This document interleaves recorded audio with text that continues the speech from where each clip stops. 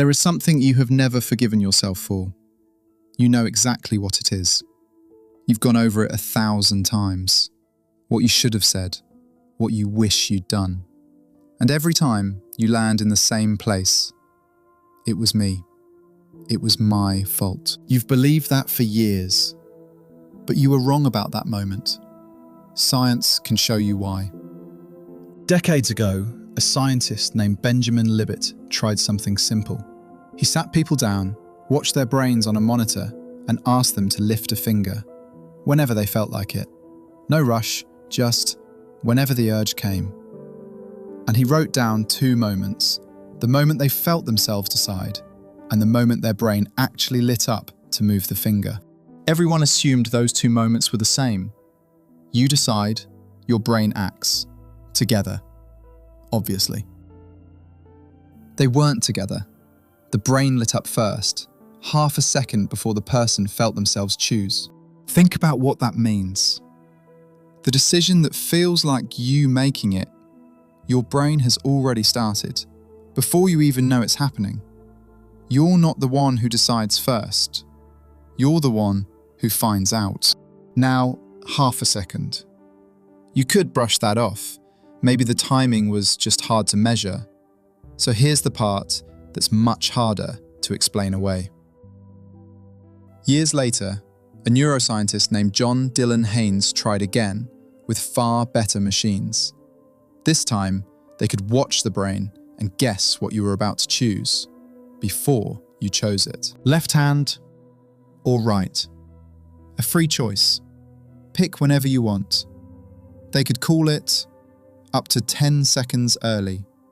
Not half a second this time. 10. Long enough to walk across a room.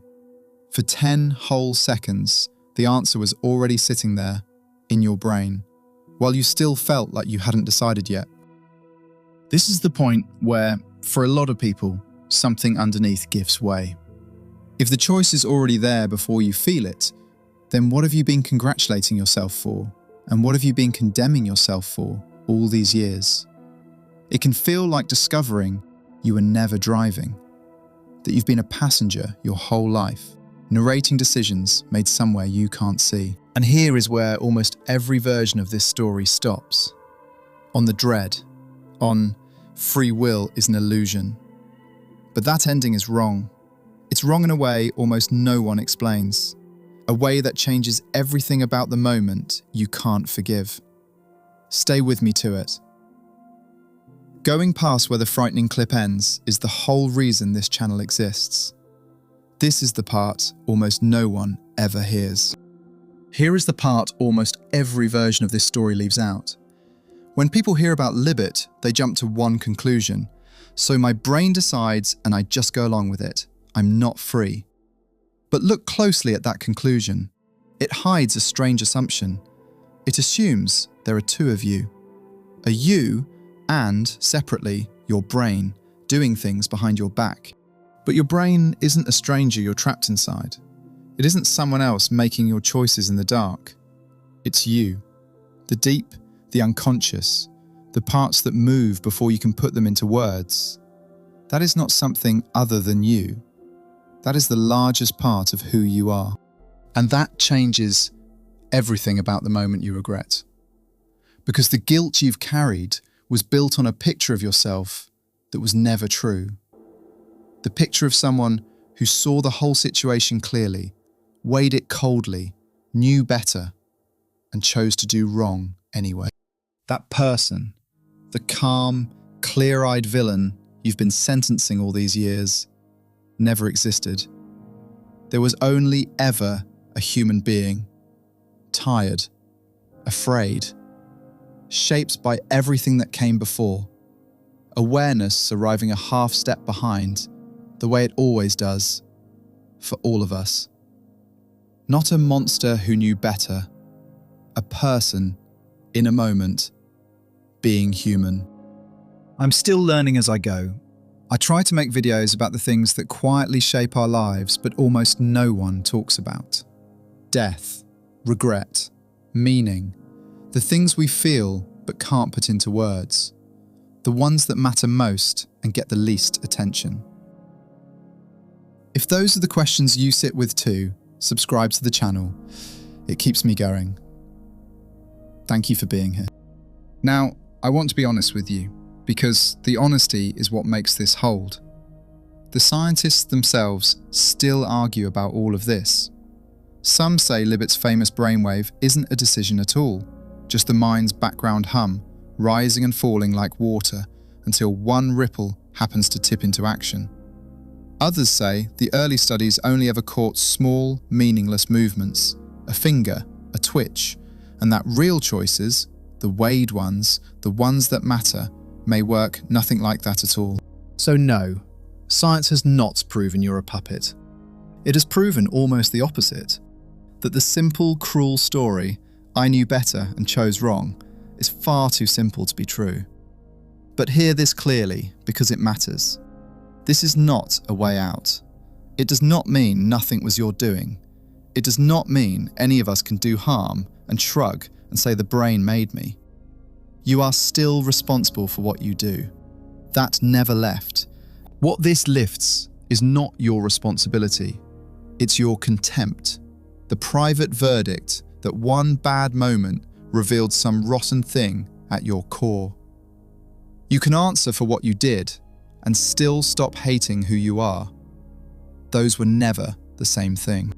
Maybe, while I've been talking, a face has come to mind. Not yours. Someone you know. Someone who has never forgiven themselves for one thing. Who flinches when it comes up. Who has quietly decided that one moment is the truest thing about them. They were never the clear-eyed villain either. We do this to the people we love, and we do it hardest to ourselves. We take one moment, frozen, out of a whole life, and we treat it like a verdict. A mother replaying the day she lost her patience. A son replaying the call he didn't make in time. A person replaying the leaving or the staying, the words said or the words swallowed. Every one of them condemning a version of themselves that, in that moment, could not see what they can see now. You have been grading the past with knowledge it never had. So come back now to your moment, the one we started with, the thing you have never forgiven yourself for. I'm not going to tell you it didn't happen. I'm not going to tell you it didn't matter. If it still aches, that ache means something good about you. It means you have a conscience. It means you care how your life touched another. Keep that. That's not the thing crushing you. The thing crushing you is the other belief, the one that says that moment proves you are, underneath it all, bad. That belief was built on someone who was never in the room, the version of you who saw clearly and chose wrong. The real you was tired or frightened or 19 or grieving or doing the best a person could do with what they understood in that second. You were wrong about that moment. Not about what you did, but about who did it. You can set the rest of it down now. You've been carrying a sentence for a crime that had no villain. Here is the part that stays with you long after this video ends. You will get the next one wrong too. So will I, so will everyone. We will all again do the thing we wish we hadn't and feel the old verdict reach for us. That was me. That's who I am. And now you'll know what to say back to it. No, that was a person, in a moment, being human. I'll answer for what I did. I won't sentence who I am. The regret can stay. It means you care. But the contempt, the hating, you can finally set that down. You were never the villain of your own story. There wasn't one. And if something eased a little while you sat here, some weight you've carried longer than you'd admit, then you already know what kind of place this is. I make this channel for the questions we carry but rarely say out loud. There's someone in your life who needs to hear this one. You already know who. Send it to them. And if you'd like to keep meeting questions like this, stay. Subscribe to the channel. There's more coming.